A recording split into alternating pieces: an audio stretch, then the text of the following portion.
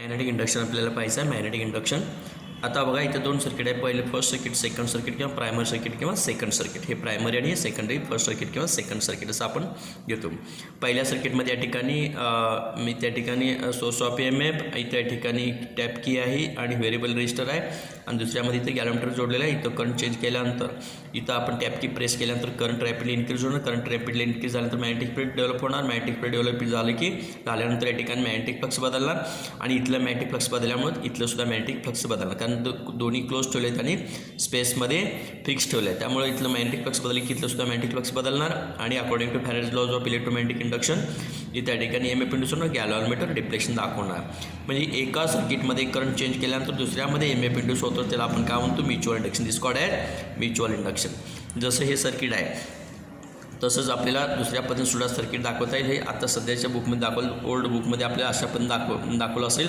हे पहिलं सर्किट, दुसरं सर्किट, हे प्रायमरी सर्किट, हे सेकंड सर्किट. याच्यामध्ये करंट चेंज केल्यानंतर दुसऱ्यामध्ये EMF इंड्यूस होतो. ठीक आहे.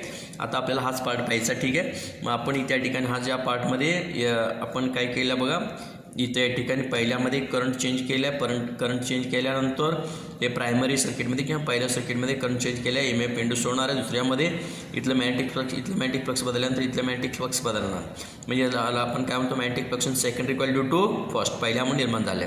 म्हणजे या ठिकाणी 5 to 1 म्हणजे दुसऱ्या कॉईलजवळ मॅग्नेटिक फ्लक्स कशामुळे निर्माण झाले, पहिल्यामुळं. 5 = B × A. B म्हणजे काय, मॅग्नेटिक फील्ड B1. म्हणजे इथलं मॅग्नेटिक फील्ड B1 असतात, तेच मॅग्नेटिक फील्ड इथे आहे. B1 म्हणजे B1 बार आणि DA बार म्हणजे त्या ठिकाणी एरिया वेक्टर. ठीक आहे. आणि ओव्हर सरफेस S2 म्हणजे इथलं ह्याचं सरफेस किती असणार, ह्या कॉईलचं S2. ठीक आहे. आता बघा, ज्या दोन्ही कॉईलचं या ठिकाणी दोन्ही कॉईल फिक्स्ड स्पेसमध्ये ठेवलेलं आहे, पोझिशन, दोन्हीचं पोझिशन ह्या स्पेसमध्ये फिक्स्ड आहे आणि त्यामुळे इथलं मॅग्नेटिक फ्लक्स कशावर अवलंबून असणार, इथल्या करंटवर. इथलं मॅग्नेटिक फ्लक्स इथल्या करंटवर अवलंबून असणार. 5 to 1 is direct proportional to I1. म्हणजे 5 आपण परवा पाहिलं, 5 त्या ठिकाणी प्रपोर्शनलिटी कॉन्स्टंट. 5 = LI पाहिलं होतं, Lच्या ऐवजी आता इथं MI, कारण हे म्युच्युअल इंडक्शन. म्हणजे त्या ठिकाणी 5 = M × I, हे म्युच्युअल इंडक्शन. या ठिकाणी ह्याला आपण काय म्हणतो, म्युच्युअल इंडक्शन. ठीक आहे. आता बघा, ही I1 पलीकडे घेतल्यानंतर 5 to 1 upon I1 = M to 1. M to 1 = 5 to 1 upon I1. जसं M to 1 आहे तसं M12 म्हणजे 512 upon I2. This ratio = M12. This ratio is called as M21. या ठिकाणी ह्याला आपण काय म्हणतो, this is mutual induction. This is mutual induction. ठीक आहे.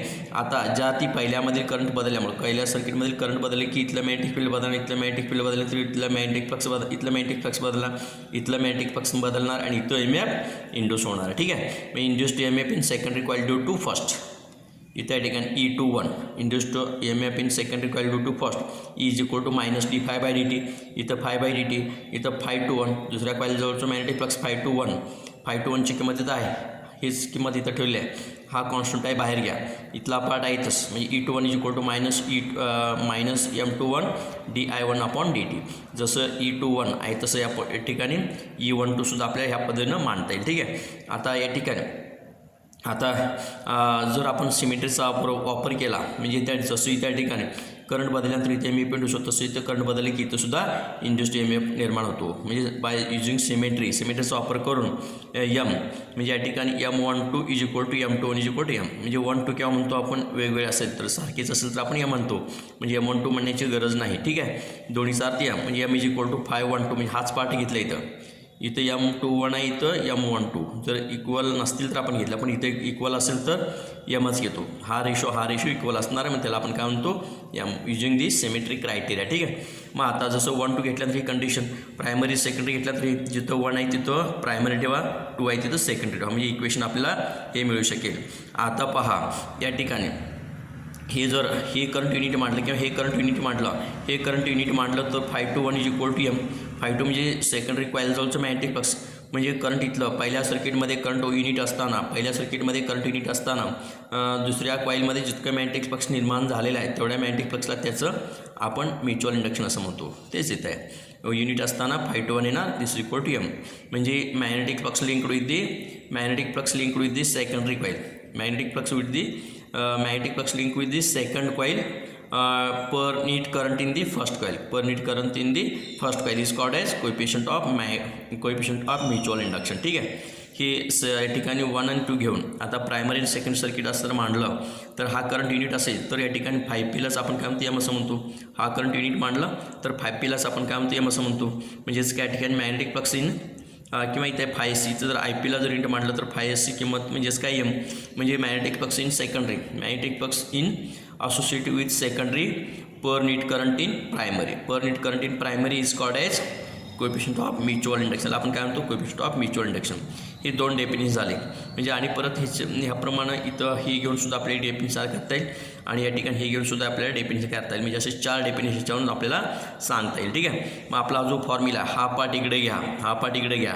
म्हणजे या ठिकाणी E21 अपॉन काय DI1 upon DT is equal to -M21 म्हणजे मायनस कॅन्सलिंग मॉड घेतल्यानंतर म्हणजे मॉड घ्यायचं म्हणजे M21 मीन्स काय एम कारण M21 आणि M12 दोन्ही सारखेच आहेत म्हणजे आपण घेऊ शकतो. म्हणजे हे एम घेतलं हा पार्ट पहिले घेतलं E21 किंवा E2 म्हणजेच काय secondary.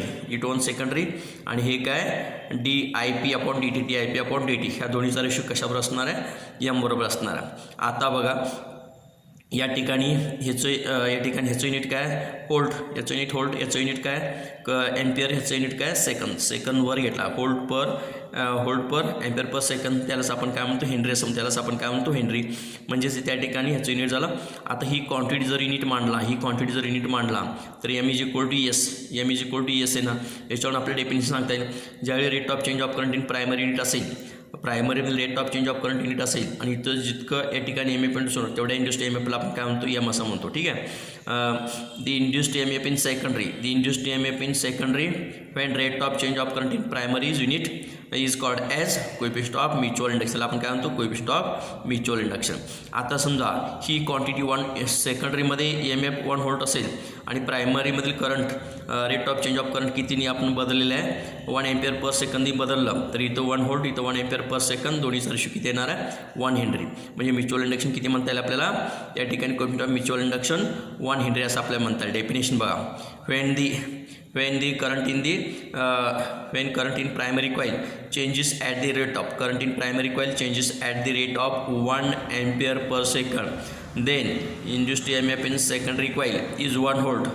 Then the coefficient of mutual induction is said to be 1 Henry. ठीक आहे. म्हणजे असे आपण ह्याचं आपल्याला डेफिनेशन सांगता येईल. म्हणजे इथे या ठिकाणी आपण म्युच्युअल इंडक्शन कोएफिशियंट ऑफ त्याला आपण काय म्हणतो बा म्युच्युअल इंडक्शनचं डेफिनेशन पाहिलं. नंतर या ठिकाणी आपल्याला एमचं युनिट या ठिकाणी एमचं युनिट पाहिल्यानंतर आपण एमचं डेफिनेशन पाहिलं आहे 1 हेनरीचं आपण डेफिनेशन पाहिलं. असे आपण म्युच्युअल इंडक्शन हा पार्ट आपला संपलेला आहे.